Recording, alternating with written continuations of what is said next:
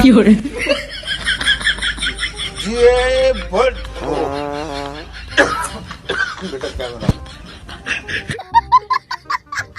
दोस्तों 1947 में ऐलान हुआ था कि पाकिस्तान आजाद हो गया, लेकिन बाद में पता चला हम कच्ची गुलामी से निकलकर पक्की गुलामी में आ गए, जिसे देखो फ्रॉड करने की रेस में लगा है। यहाँ पर आए रोज कोई न कोई नया कट्टा खुल जाता है। बिजली का बिल दो तो गैस का बिल आ जाता है। मौजूदा हुकूमत आए रोज अपनी आवाम को अप्रैल फूल बनाती है। मुगल आजम शहबाज शरीफ का कहना है कि पाकिस्तान में महंगाई 113 माह की कम तरीन सतह पर है। हमने दुश्मन की कमर तोड़ दी है, खुशहाली आ रही है, मुल्क तरक्की कर रहा है। मतलब खाने को चने नहीं, पिछवाड़ा मांगे जायफल। तनख्वाह 550, कंधे पे टांगे राइफल।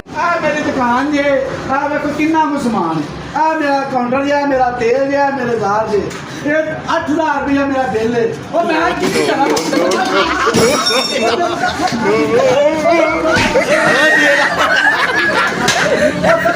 एक बार शहबाज शरीफ ने कहा था कि मैं अपने गंदे कपड़े बेचकर आवाम को आटा मुहैया करूंगा, जिस पर पटवारियों ने उछल उछलकर अपनी शलवारें फाड़ दी थी। इन अकल के अंधों को कौन बताए कि रियासतें आटा नहीं बटा करती, बल्कि ऐसा निजाम बनाती हैं कि कोई भी फ्री आटा लेने वाला न हो। मसला ये नहीं कि हम जाहिल हैं, मसला ये है कि हम अपनी जहालत पर फख्र करते हैं और इंतहा दर्जे के कॉन्फिडेंस के साथ इस पर कायम रहते हैं। हमारी जहालत का अंदाजा इस बात से लगाया जा सकता है कि 23 मार्च की तमगा इम्तियाज की लिस्ट में कोई डॉक्टर, कोई इंजीनियर, कोई साइंसदान, कोई माहिर तालीम नहीं था। जिस तरह से अपने चुनिंदा लोगों को पकड़ पकड़ कर तमगे दिए गए, यही हाल रहा तो मुस्तकबिल में ऐसे ही तमगे दिए जाएंगे। लोए लैलन तू तमगे, सुखिए रोटियों तू तमगे, हराम खोरा नु तमगे, झूठे फराडियों नु तमगे। अगर झूठे सहाफियों को तमगे मिल सकते हैं तो फिर उस्ताद चाहत फतेह अली खान को भी सदारती अवार्ड मिलना चाहिए था। चाहत फतेह अली खान को सदारती अवार्ड से महरूम रखना हकीकत में मौसीकी की हौसला शिकनी है।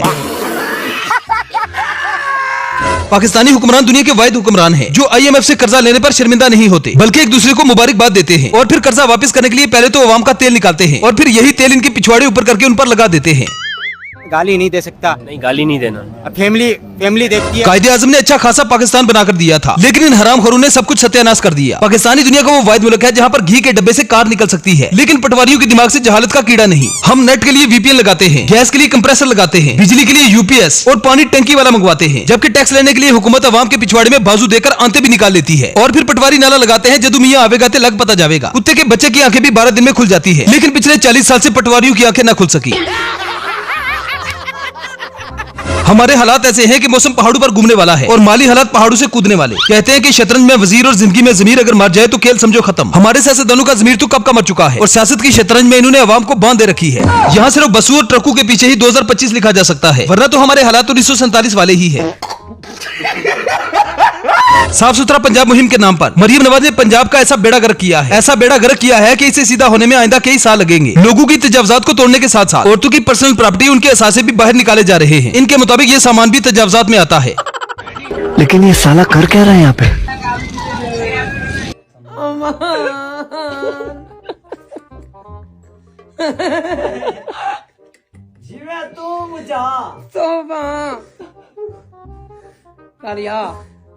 कुरान देखा था मैं अब ही सारा वे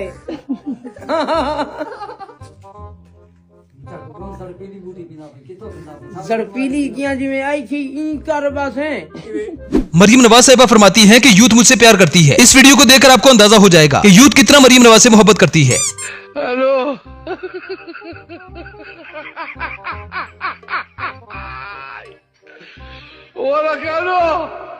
हेलो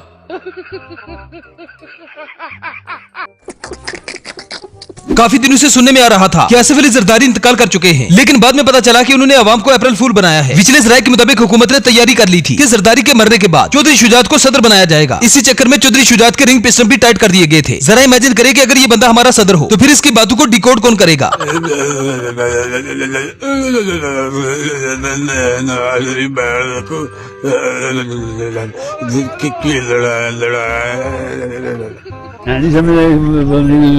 इसमें कौन पाबंदी लगाएगी, लोग पाबंदी लगाएंगे। सर आप देखेंगे लोगों को जो नफरत होगी ये किस पार्टी से।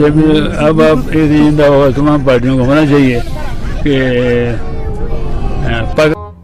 अरे कहना क्या चाहते हो जनाब? 23 मार्च को जिस तरह की स्पीच आसिफ अली जरदारी ने की, इस तरह की स्पीच तारीख में कौम ने कभी नहीं सुनी। मौसूफ ने तकरीर का ऐसा बलात्कार किया कि तकरीर की चीखें निकाल दी। खुशी की जा रही है, कोशिश की जा रही है, हमें इसकी भी हम अपने हमसे हमेशा हम ये मुंह से सुपारी निकाल के बात कर रहे बाबा।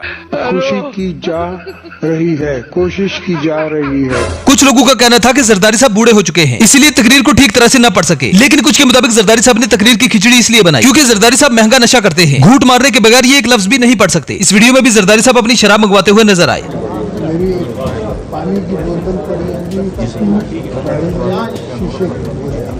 सुबह सुबह क्या दारू पी रहे हैं? दारू नहीं रे बाबा, दवाई है।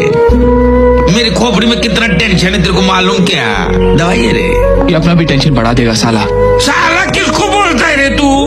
जनाब ये कौम दो कौमी नजरिए पर बनी थी और कायदे आज़म ने दो कौमी नजरिए पर ही इस मुल्क को बनाया था। इस अगली वीडियो में जरदारी साहब भी दो कौमी नजरिए पर अमल पैरा होते हुए नजर आए। हेलो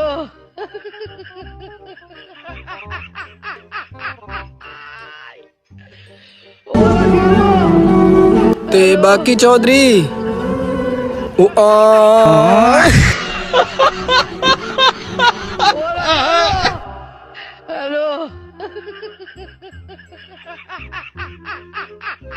इमरान खान ने 3.5 साल हुकूमत की, लेकिन पटवारियों ने पिछली तमाम हुकूमतों का सारा मलबा इमरान खान के 3.5 साल की परफॉर्मेंस पर डाल दिया। एक ऐसे इंसान पर जिसने न तो अपनी जायदादें बनाई और न ही मुल्क के बाहर कोई असासा खरीदा, जिसने अपना सब कुछ शौकत खानम के लिए लुटा दिया, उस पर घड़ी का केस बना दिया। उसने ये तो नहीं किया कि अपने बच्चों को बाहर ले जाके और कारोबार करा दिए हो। उसने ये तो नहीं किया कि अपनी सारी जिंदगी, सुन ले मेरी बात सुने, और घड़ी बेची है तुमने, तो मुल्क बेच दिया। घड़ी बेचने की बात कर रहे हो और एक घड़ी के ऊपर तुम रो रहे हो। और तुमने तो गाड़ियां, तुमने तो खाली घड़ियां नहीं, तुमने तो पता नहीं जेवर, तुमने तो अंगूठियां, तुमने पता नहीं क्या क्या बेच दिया। एक घड़ी के ऊपर तुम बात, और उसने कानूनी बेची। उन्होंने गाड़ियां उसने आउट ऑफ द वे ऐसी कोई घड़ी, उसने आउट ऑफ द वे ऐसी कोई चीज नहीं खरीदी जो कानून इजाजत नहीं दे रहा था। पता नहीं, पढ़ लिया करो थोड़ा सा पढ़ लिया करो। बगैर पढ़े बातें कर रहे होते हो तुम।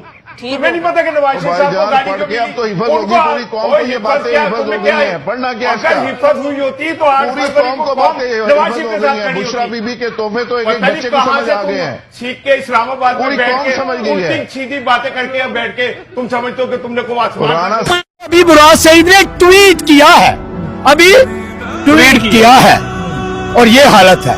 अभी मुराद सईद सामने नहीं आया। और मुराद सईद है कौन? खान का नाम लेवा एक वर्कर। अगर उसके ट्वीट से ये हालत है तो अगर खान बाहर आ गया तो क्या हो?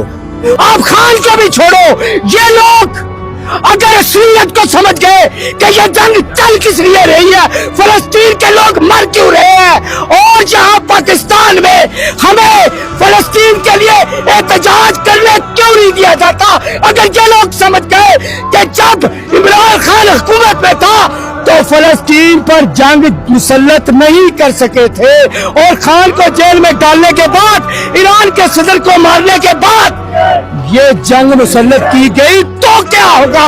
वेल तो दोस्तों ये थी हमारी आज की वीडियो। आई होप आपको पसंद आई होगी। अगर वीडियो पसंद आए तो वीडियो को लाइक कीजिए, शेयर कीजिए और चैनल को सब्सक्राइब करना ना भूलें। तो मिलते हैं नेक्स्ट वीडियो में। Good bye.